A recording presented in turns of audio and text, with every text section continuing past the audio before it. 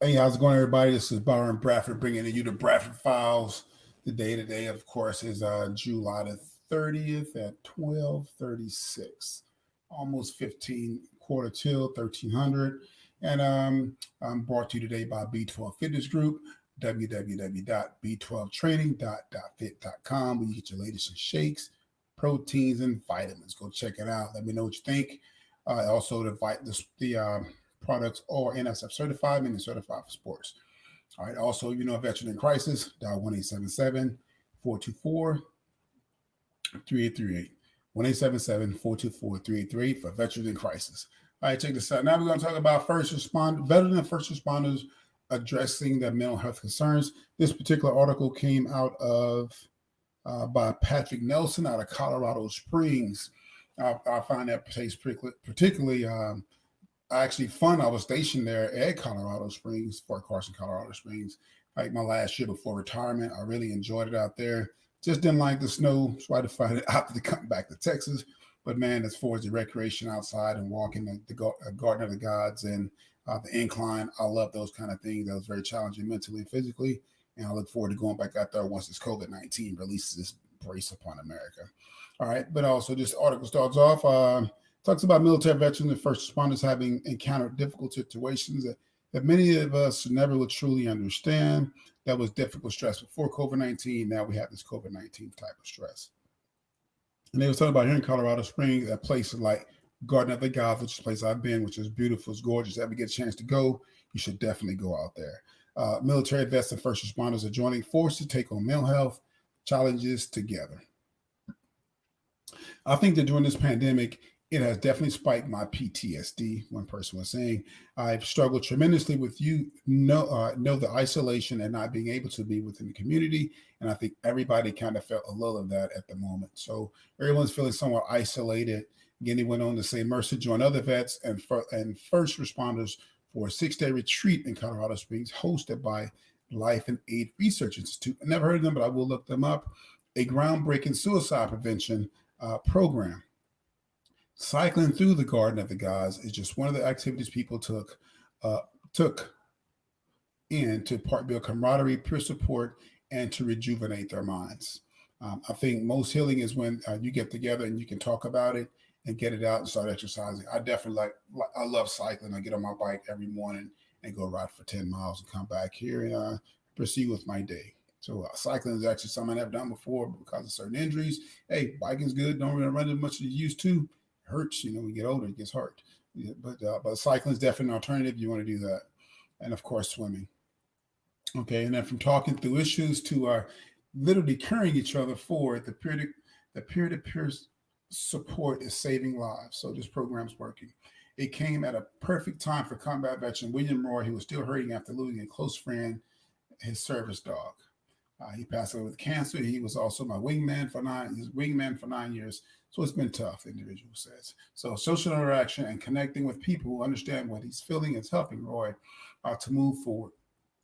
He encouraged the public to do their part too by showing support for first responders. Give them support. Give them support. They're doing a hard job that a lot of people don't want to do. Imagine being a cop right now, being in the military right now. It's very difficult, um, especially being a first responder, firefighter. People throwing stuff at you, spitting stuff at you. We did a march with the kids here recently, and I talked with one of the assistant police chief afterwards. He was like, "Well, we was worried about them MFing us and throwing water bottles at us, and these are high school kids. You know, they don't. We're not here to do that." So for him to think they were going to come into a volatile situation like that was kind of disappointing in a sense. So you got to give people a chance before you think that something's going to happen like that, especially high school kids. But you want to say we're humans, and that's what everybody needs to remember.